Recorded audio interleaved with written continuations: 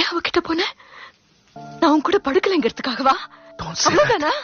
இல்ல, it's not that, Kalyani. பைத்தியமா இருந்தவன் ஒருத்தருக்கு ஒருத்தர் மேல உயிரை கொடுப்பேன்னு சொன்னியே, காதலிச்சியே,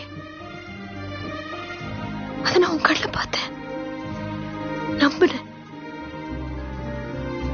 ஆனா இப்படின்றதுக்குள்ள போயிட்டே இல்ல. பைத்தியமா இருக்கேன்னு சொன்னாளா? நான் எவ்வளவு வாட்டி அதை சொல்லியிருப்பேன், மறந்துட்டேன் இல்ல? ஏன் வெங்கி?